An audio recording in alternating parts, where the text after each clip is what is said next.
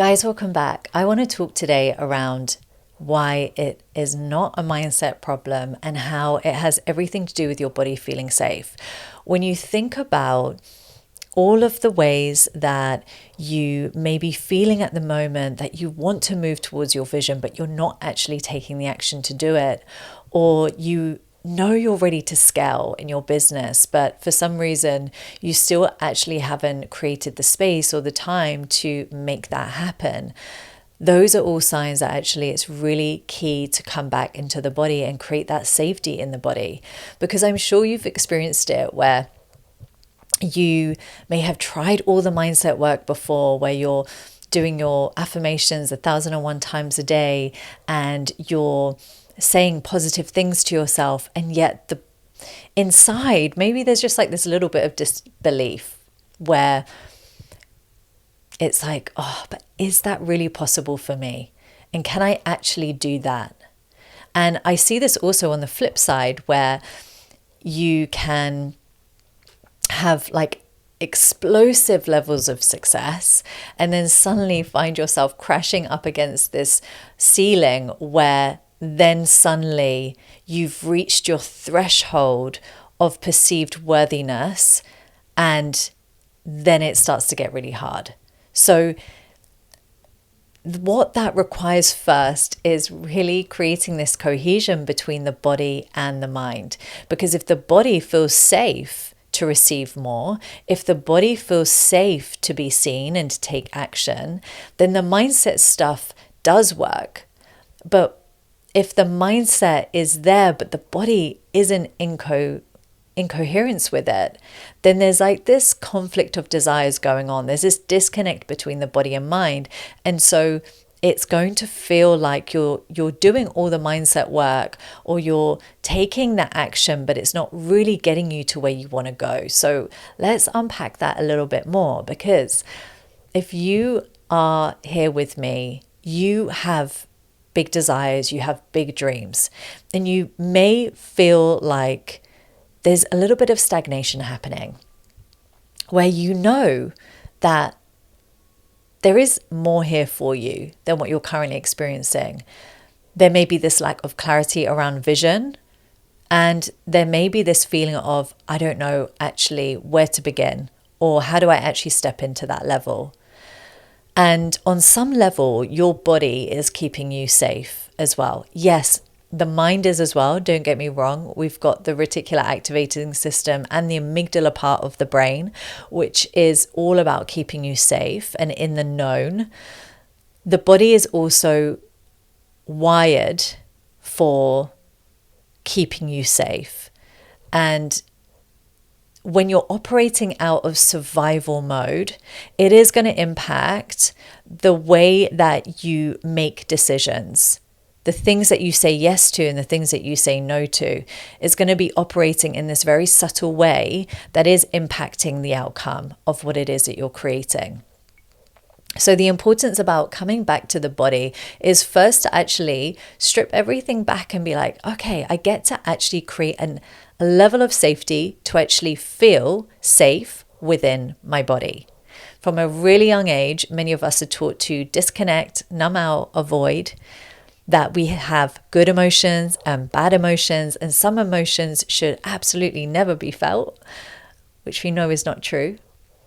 But when that's our experience and we start to disconnect, numb out, avoid, distract, it creates this wedge between the body-mind system. And what I'm really passionate about is bringing those two back into cohesion so that there is no resistance to actually creating and taking embodied and aligned action to what it is that you really want, so that you don't end up either creating success and losing yourself in it, like, who am I? And also so that you don't create success in a way where you're sacrificing yourself, sacrificing your health and your relationships and your own sense of self in the mix of it. The nervous system really holds the keys to really unlocking so much that you may have been going to the mindset work too and not experiencing the results that you wanted to. So start by simply taking note of if there's any stories or avoidance to feel certain emotions. Do you actually feel safe to feel the full spectrum of emotions? Now, I'm not talking about doing this in a way with others, right? Your emotions are sacred. They're for you to process and to be in your own space when you're processing them. So this isn't about having a huge argument with someone and expressing the anger to or directing at someone. No, it's about having that sovereignty to actually be in your own space and be with the emotion and process the emotion. When you are able to process emotions, it's like keeping your channel clear. You are operating from a place where you're keeping everything really clear so that when something drops in, you have that awareness around like, oh no, this is actually true for me. And then the mind comes in and then it can do its logical thing. But what I notice happens for so many people, for so many women, is there's a disconnection in the body. There's an opportunity or a fork in the road moment where we need to make a decision. And it's like logically trying to think it over and ruminating in all the possible outcomes and all the possible opportunities, variations that could occur. And it's exhausting. It's exhausting.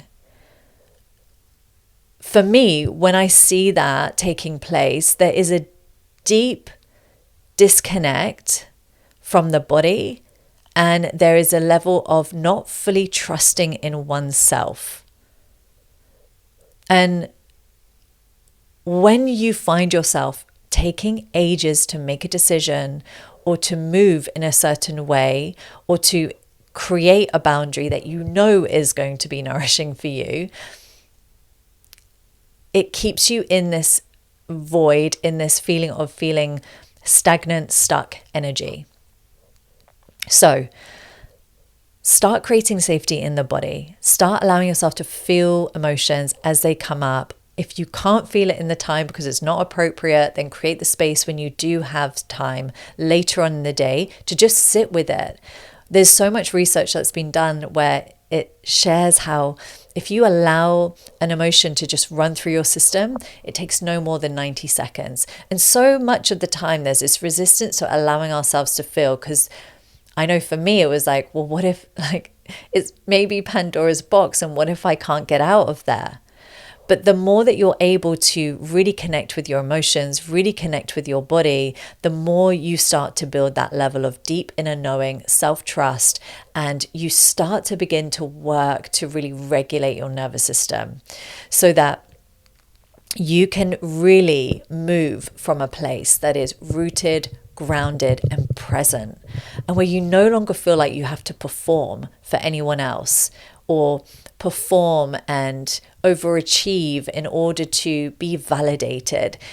You're ultimately coming back to a place where you're self-sourcing from you, from your actions, from your choices, from your boundaries that you're putting in place around the way that you want to live your life. So how this can look really on a granular level, because the disconnect can be so deceptive. It can be so small.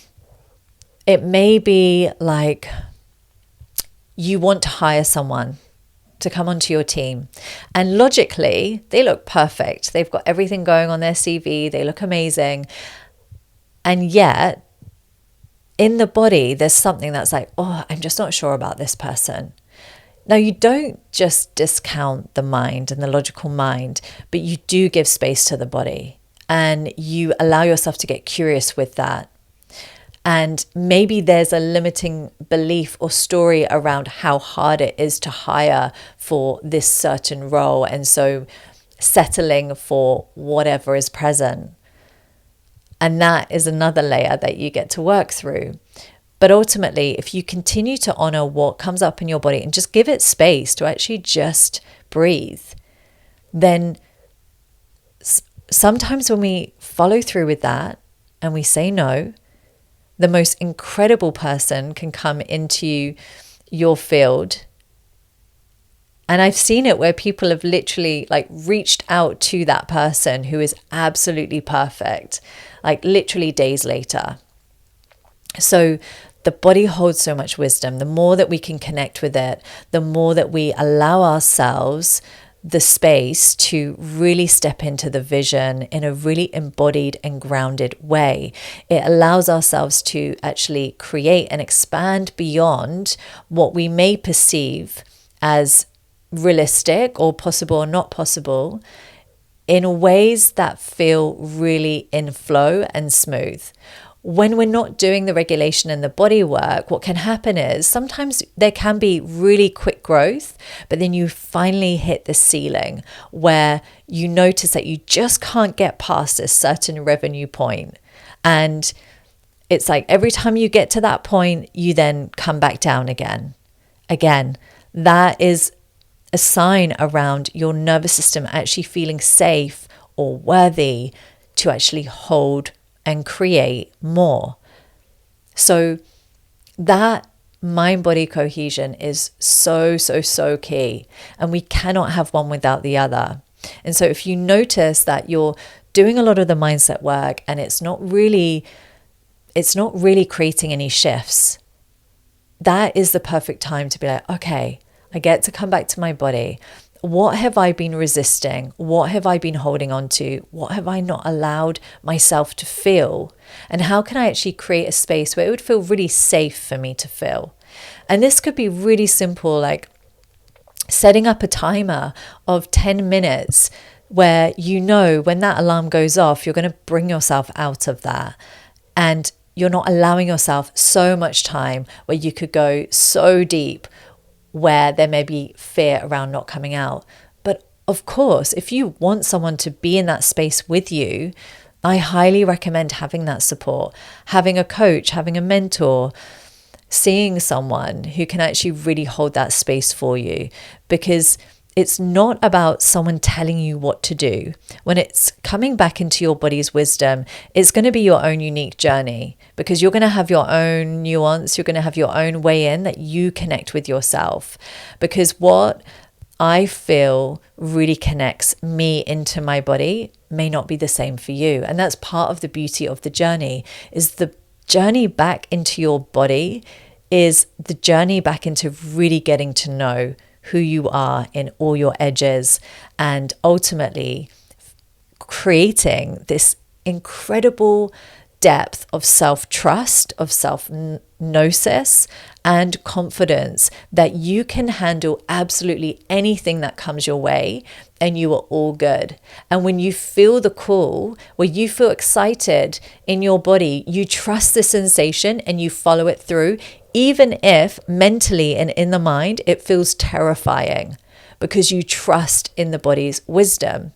And that is when you create the most insane and passionate and inspired life, a life that inspires you, because what excites you is unique to you. And when you follow that excitement and you don't allow the mind to pull you back down, and you trust that you've got this, then you can create absolutely anything. And so notice in the past, when you felt excitement or you felt this like real pull to something, what has been your process around that? Do you get excited and then the mind comes in and maybe says something like, that's not possible for you, or starts to come with all the logistics of how it's not possible? Do you listen? Do you override it? Do you feel like you take action purely from what then comes through from the mind? And notice if what it created was the reality that you wanted to create. And again, that is the importance of working with the nervous system, because it's not that that feeling won't come up again. It will, because growth is change, and change is stepping into the unknown, and that will activate that amygdala part of the brain that wants to keep you safe. So it's not that it's going to go away, but it's that you have the tools and you have the process to really regulate your nervous system so that you're not overridden by fear or lack or survival, that you don't end up taking the steps, that you don't end up leaning into the discomfort that could totally change your life if you did. And so that is what I want to leave you with tonight. Notice, write down what your past experience has been with feeling excitement in the body, and then how did the mind respond? And when something felt like an edge, how did you navigate that? Did you retract and come back into the comfort of the known, or did you take the leap? I would love to hear from you. Please send me messages in the DMs. I would love to read through them. And let me know if there's anything from this that you would like me to dive into deeper on the next one, which will be tomorrow. Wishing you the most beautiful evening, and I'll see you tomorrow.